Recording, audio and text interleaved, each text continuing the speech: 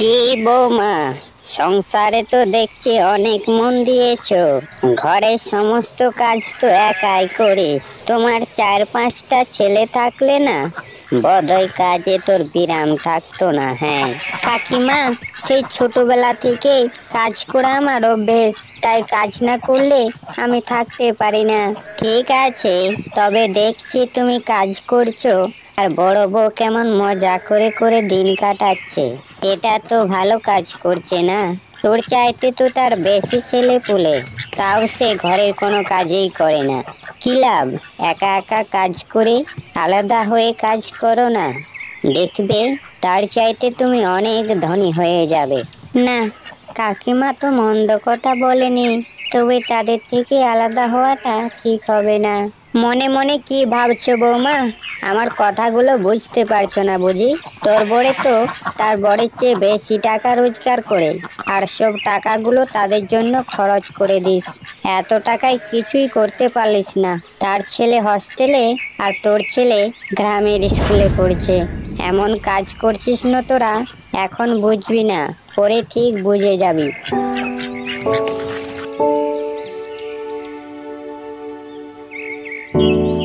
কি হয়েছে বোন, চুপচাপ বসে আছো যে?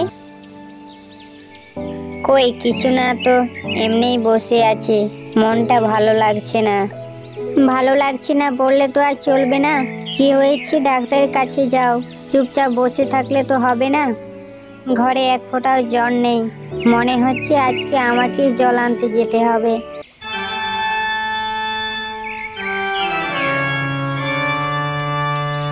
বাবা, আজকে আমি কি দেখছি সুটকিটি, আমার চোখগুলো খারাপ হয়নি তো? না না সরলা, তুমি যা দেখছো একদম সত্যি দেখছো, তোমার চোখ খারাপ হয়নি। আজ তো আমি অনেক আশ্চর্য হয়ে গেলাম রে। এত বছর পার হয়ে গেল, তাকে কোনোদিনও কাজ করতে দেখেছিলাম না, আজ দেখতে পেলাম। মনে হচ্ছে আমার কথাগুলো সব কাজে লেগেছে। মনে মনে কি ভাবছো সুটকিদি? যা তুমি দেখতে পাচ্ছ না, এই শুরু হলো মাত্র। এখন অনেক কিছু বাকি আছে, আমি তাদেরকে আলাদা করেই ছাড়বো। তাই নাকি? তাহলে এই কাজগুলো সব তোমার? আমারও তাদের সুখের সংসার দেখে পোষাতো না, অনেক হিংসে হতো।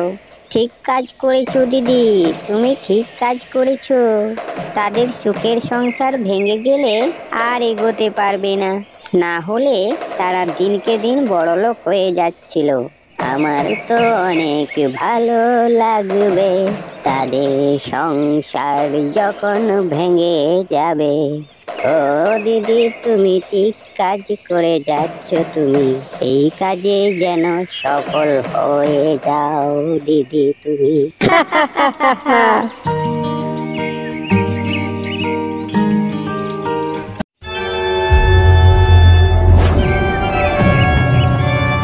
দেখলে বৌমা, তুই কাজ না করলে সে ঠিক কাজ করবে। আর আমার কাছে তোমার অনেক বদনাম করছিল বউ, বলছিল আমাদের ছোটই কোনো কাজেই করে না, যাটুকু কাজ করে ভালো করে করতেই পারে না। তার কাজ আমার মোটেই পছন্দ লাগে না। এতগুলো কথা আমাকে সেই দিন বলছিল, তাই তোমাকে বলে দিলাম। কি এত বড় কথা আমাকে বললো? যাই তাকে দেখাচ্ছি মজা। কাকিমা, তুই ঠিক কথাই বলছিলে। তুই কতই ভালো কাজ করো না কেন, শেষে একদিন বদনাম হবেই। আজই আমি তাদের থেকে আলাদা হয়ে যাব, আর আমি তাদের সাথে এক মুহূর্তও থাকতে চাই না। তবে হ্যাঁ বৌমা, আমি যে কথাগুলো বলে দিলাম সেই কথাগুলোর আমার নাম নেবে না কিন্তু, না হলে আমার কাছে ঝগড়া করতে আসবে। তুমি কোনো চিন্তা করো না কাকিমা, তোমার নাম আমি কোনো মতেই নেব না। সুটকিদি, ছোট বউকে কি বুঝাচ্ছ? যার বগলে রাম তার বগলে ছুরি। তুমি যাও বৌমা, যাও যাও। ব্রহ্মাস্ত্র মেরে দিয়েছি, তুই এইবার দেখবি পাক্কা কাজে লেগে যাবে।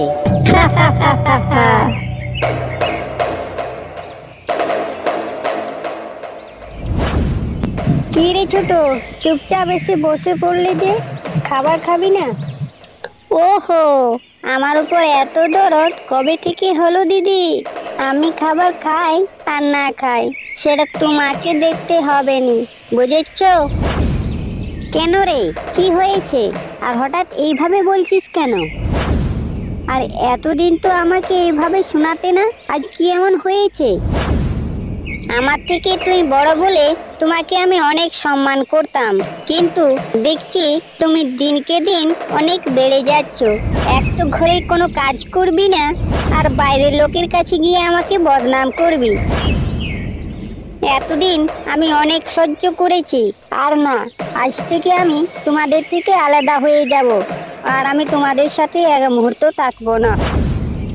এই, এত ধমক দিয়ে কাকে বলছিস রে? কাজ করিস তো শুধু কি আমার কাজেই, সেটা কি তোর কাজ না? এই 2 দিন কাজ করে আমাকে ধমক দেখাচ্ছিস? আগে তো আমি সব কাজ একাই করতাম। তুই আলাদা হয়ে আমাকে কিছু করতে পারবিস নি। তুই আলাদা হয়ে যা রে বাবু, আলাদা হয়ে যা।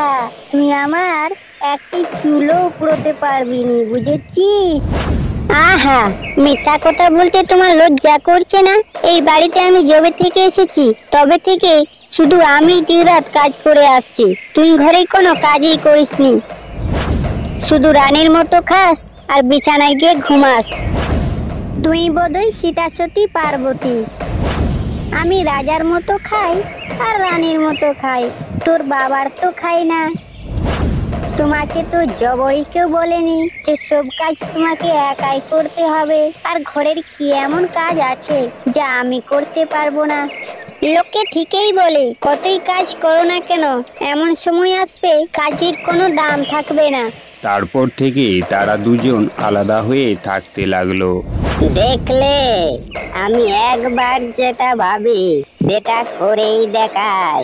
এই দুনিয়ায় যত সুখের সংসার আছে তাদেরকেই বলছি, এই আমাদের মতো বুড়িগুলোর কাছে সাবধানেই থাকতে হবে, না হলে সুখের সংসার ভাঙতে দেরি হবে না।